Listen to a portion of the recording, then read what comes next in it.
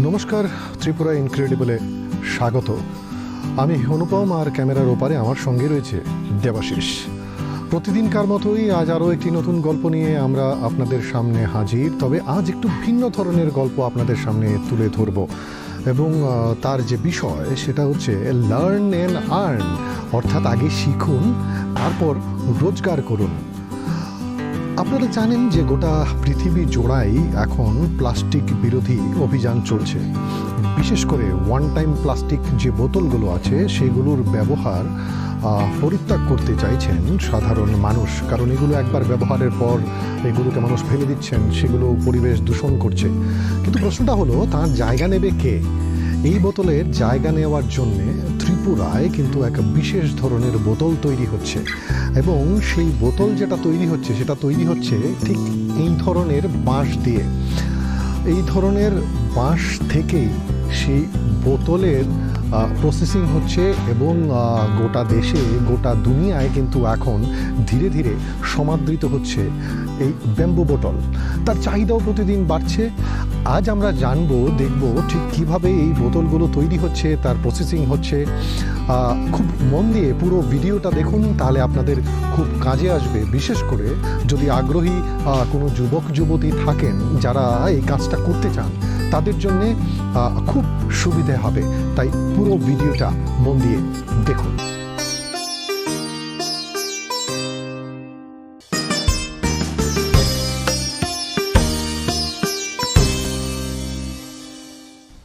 আমরা যেটা দেখাতে চাইছি যে ত্রিপুরায় প্রচুর বাঁশের উৎপাদন হয়, প্রচুর প্রজাতির বাঁশ রয়েছে। এই বাঁশগুলোর মধ্যে সবগুলো দিয়ে যে এই বোতল প্রসেসিংটা ভালো হয় তেমনটা নয়।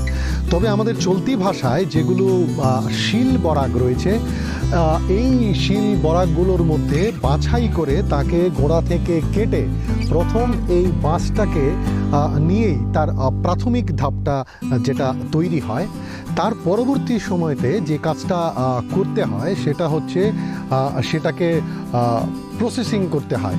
এখন প্রসেসিং দুরকমভাবে হয়, এক কেমিক্যাল পদ্ধতিতে হতে পারে, ন্যাচারাল পদ্ধতিতে হতে পারে। কিন্তু বিজ্ঞানীরা যা বলছেন যে এই বাঁশটাকে যদি প্রাকৃতিক উপায়ে তাকে প্রসেসিং করা যায়, তাহলে অদূর ভবিষ্যতে গিয়ে তাতে যেমন রোগ জীবাণুর আক্রমণ সেখানে হবে না, ঠিক তেমনি তাকে গুণ বা এই ধরনের কোনো পোকার আক্রমণে তাকে ধরবে না, এবং এই বোতলটা টেকসই হবে, অনেক লম্বা সময়ের জন্য সেই বোতলটা টিকে থাকবে। কিন্তু তার জন্য যেই প্রসেসটা হয়, সেই প্রসেসটা হচ্ছে গিয়ে আপনার এই বাঁশটাকে নিয়ে এক টিনের তৈরি একটা ধাতব পাত্রের মধ্যে সেখানে নিম পাতা, বেকিং সোডা, কাঁচা হলুদ, লেবু ইত্যাদি দিয়ে গরম করে সেখানে বাঁশটাকে ঘন্টা খানেক বা তার চেয়ে কিছু বেশি সময় সেখানে প্রথম অবস্থায় সেটাকে বয়েল করা হয়, বয়েল করে সেটাকে প্রসেসিং করা হয়। চলুন একবার দেখব প্র্যাকটিক্যালি কিভাবে এই কাজটা করা হচ্ছে। চলুন আমার সঙ্গে।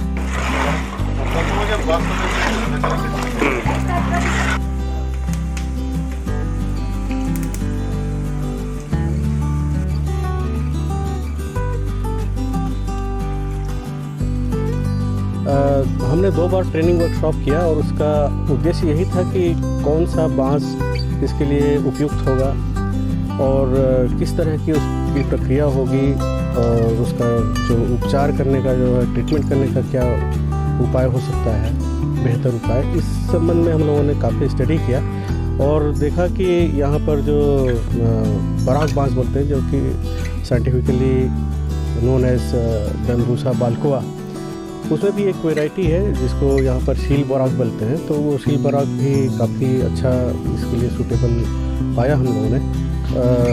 क्या होता है कि जब बैम्बू का बॉटल बनाते हैं, उसको जो बांस का जो वॉल थिकनेस है काफ़ी होता है, तो उस थिकनेस को कम करने के लिए हमको उसे काटना पड़ता है, थिनिंग करनी पड़ती है, और बैम्बू में क्या होता है कि क्रैक डेवलप हो जाता है। लेकिन ये जो बराक बैम्बू है, उसकी एक अच्छी वैरायटी है जो शील बराक है।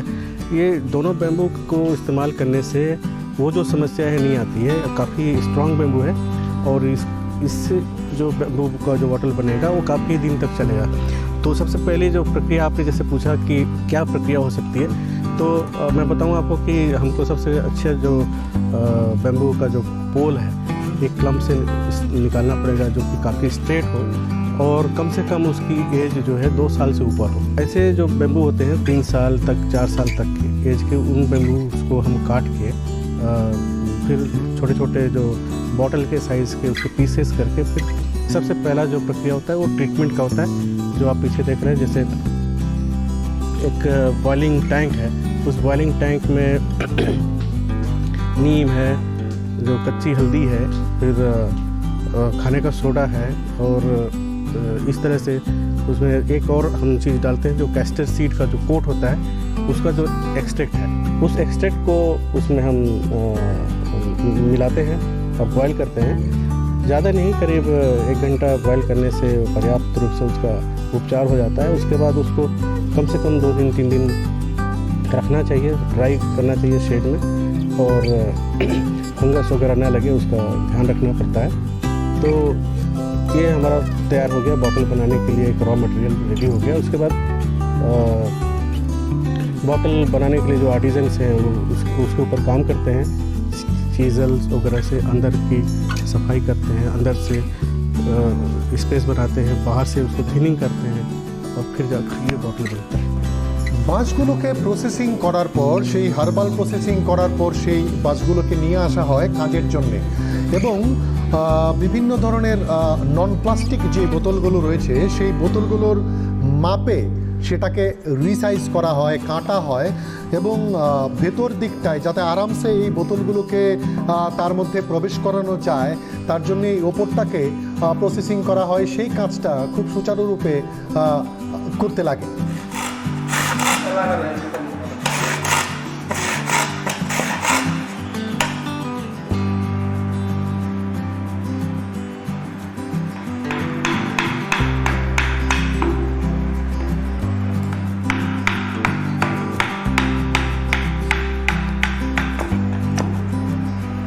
এই কাজটা করার পর দ্বিতীয় কাজ যেটা হয় সেটা হচ্ছে সেটাকে পলিশিংয়ের কাজ, এবং পলিশিংয়ের পর সেই নির্দিষ্ট মাপ মতো যেই নন প্লাস্টিক বোতল রয়েছে সেই নন প্লাস্টিক বোতলগুলোকে তার মধ্যে সেট করে সেটাকে গাম বা কিছু এই ধরনের জিনিস দিয়ে সেটাকে ফিক্স করে দেওয়া হয় পার্মানেন্টলি।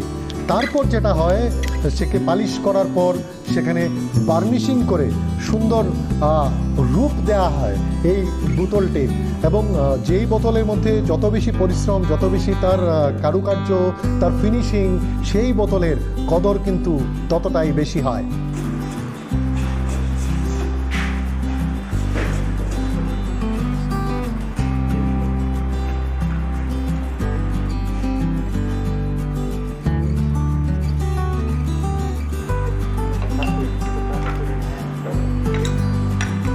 যেটা আমরা জানতে পেরেছি যে এখানে যারা আগ্রহী যুবক যুবতী রয়েছেন, যারা এই বোতলগুলো বানানোর প্রসেসটা শিখেছেন, তারা কিন্তু শুধু নিজেই রোজগার করছেন না, তারা আশপাশের আগ্রহী আরও অনেককে তার মধ্যে জুড়ে দিচ্ছেন। ম্যানুয়ালি যদি কাজটা করেন তারা হয়তো একদিনে 3টে বা 4টে, তার বেশি বোতল বানানো সম্ভব নয়, কিন্তু যখন মেশিনে কাজগুলো হয়, তার পলিশিং, তার কাটিং, বার্নিশিং, এই কাজগুলো যখন মেশিনে হয় তখন তারা কাজগুলোকে ভাগ করে দেন। হয়তো কেউ কাটিংয়ের কাজটা করছেন, কেউ পলিশিংয়ের কাজ করছেন, কেউ বার্নিশ করছেন, কেউ বা এই বাঁশের এই কাঠামোর মধ্যে বোতলটাকে সেট করছেন, এবং যে যার মতো করে সেই রোজগারটা কিন্তু এখানে করছেন। তাতে শুধু নিজেই রোজগারে হচ্ছেন না একজন যুবক বা যুবতী, আরও 5 জনকে রোজগারের রাস্তা কিন্তু সেখানে তারা খুলে দিচ্ছেন।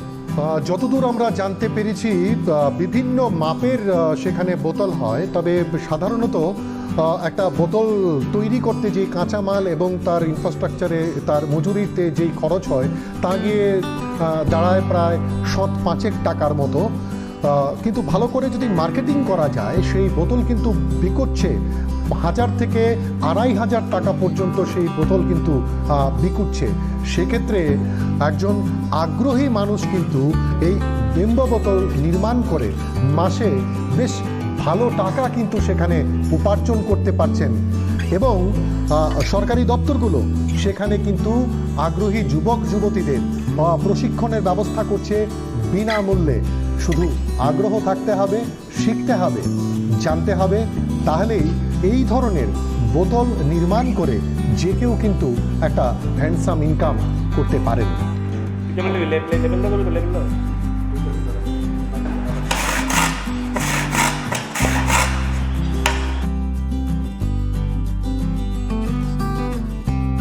দেখুন, এই কাজটা করতে এটা যারা করবে তাদের হাতের উপর নির্ভর করবে। অনেকে কোনো কাজ আছে দেখার পরেই তাদের আইডিয়া হয়ে যায়। কারো আছে হাতের উপর ধরতে একটু অসুবিধা হয়, যাদের মানে ধরুন না ম্যাক্সিমাম 20 থেকে 25 দিনের মধ্যেই শিখে ফেলতে পারবে। আর কারো যদি আগের থেকে কোনো কাজ করার অভিজ্ঞতা থেকে থাকে তাহলে তারা 15-20 দিনে শিখে ফেলবে। আর এটার বর্তমানে যে ডিমান্ড, আমি প্রচুর অর্ডার পাচ্ছি। তো প্রথমে আমি একাই করতাম, তারপরে আমি 1-2 জন লোককেও আমি সঙ্গে নিয়েছি। আমার একটু ফায়দা হচ্ছে কীরকম, যেমন আগে আমি 100 বোতল অর্ডার নিতাম, 2-3 জনে মিলে কাজ করতাম। এখন আমার কাছে অর্ডার বেশি আসছে, বাইরের থেকে অর্ডার আসছে। তো আমি চিন্তা করেছি যে আর কিছু লোককে নিয়ে আমি কাজ করি, আমার পাশাপাশি অন্যরাও কিছু অর্থ করে উপার্জন করতে পারবে। তো আমি দেখেছি যে অনেক গ্রামেগঞ্জে প্রচুর বাঁশ পাওয়া যায়, কিন্তু সেই বাঁশগুলি কোনো কাজে আসে না। তারা বাঁশ দিয়ে ঘর বানায়, মুখ করে। একটা বাঁশের প্রাইস ধরুন না 150-200 টাকা আসে, কিন্তু এই বাঁশটাকে যে বোতলটা তৈরি করা হয় দেখা যায় 3 থেকে 4 হাজার টাকা একটা বাঁশের প্রাইস চলে আসে আর কি। তো এই হিসাবে বোতলের প্রাইসটাও ভালোই। একজন কাজ করে 1500, 2000, 1000 টাকার কাজ করতে পারে, কোনো সুবিধা নেই। তো কেউ যদি মনোযোগিতা করতে চায় যে বোতলের বাঁশের বোতল তৈরি করবে, এটা বিজনেস করবে, কোনো সুবিধা নেই, করতে পারে। আমার সাথেও কাজ আছে, আমি কাজ করেছি একা, তারপরে এখন আমি 2-3 জন লোককে নিয়েছি, ওরা আমার সঙ্গে কাজ করছে, ভালো ডিমান্ড পাচ্ছি। গোটা দুনিয়া জুড়ে কিন্তু এই ওয়ান টাইম প্লাস্টিকের ব্যবহার বর্জনের পথে হাঁটছেন মানুষ, এবং আমাদের দেশ সেখানে কিন্তু পথ দেখাচ্ছে। এবং আমাদের দেশের প্রধানমন্ত্রীও কিন্তু ত্রিপুরার এই বেম্বো বোতল যে প্রোডাকশন হচ্ছে তার কিন্তু প্রশংসা করেছেন। এবং যেটা ভালো লাগার কথা যে এখানে যারা যুবক যুবতীরা প্রশিক্ষিত হয়ে এই বেম্বো বোতল তারা তৈরি করছেন, তারা যতটা অর্ডার পাচ্ছেন বানানোর জন্য ততটা যোগান কিন্তু তারা দিতে পারছেন না। ফলে এই জায়গায় এখন অনেকটা সুযোগ রয়ে গেছে। যারা আগ্রহী যুবক যুবতী আছেন তারা যদি এই সুযোগটাকে কাজে লাগাতে পারেন তাহলে খুব তাড়াতাড়ি সেখানে স্বনির্ভর হওয়ার কিন্তু একটা স্কোপ রয়ে গেছে। সেক্ষেত্রে অল্প কদিনের ট্রেনিং এবং তার জন্য যে কাঁচামালের প্রয়োজন, ত্রিপুরায় প্রচুর পরিমাণে বাঁশ পাওয়া যায়। তাকে ঘিরে একদিকে যেমন কুটির শিল্পগুলো বা কুটির শিল্পজাত যে সামগ্রীগুলো তার নির্মাণের চাহিদা দিন দিন বাড়ছে, তার সঙ্গে পাল্লা দিয়েই কিন্তু এই বেম্বো বোতলের চাহিদাও কিন্তু প্রতিদিন বাড়ছে। ফলে এখনই সময় এসছে এই সুযোগকে কাজে লাগান, নিজে স্বনির্ভর হন, অন্যকে রোজগারের রাস্তা করে দিন। এই ধরনেরই মন ভালো করা অনেকগুলো গল্প নিয়ে আমি এবং দেবাশিস আপনাদের সামনে হাজির হব। আমাদের এই গল্প যদি আপনাদের ভালো লেগে থাকে বা কাজে লেগে থাকে, আমাদের ভিডিওকে প্লিজ লাইক করুন, শেয়ার করুন, আপনার বন্ধুদের মাঝে ছড়িয়ে দিন। সুস্থ থাকুন, ভালো থাকুন আর দেখতে থাকুন আমাদের চ্যানেল। Thank you.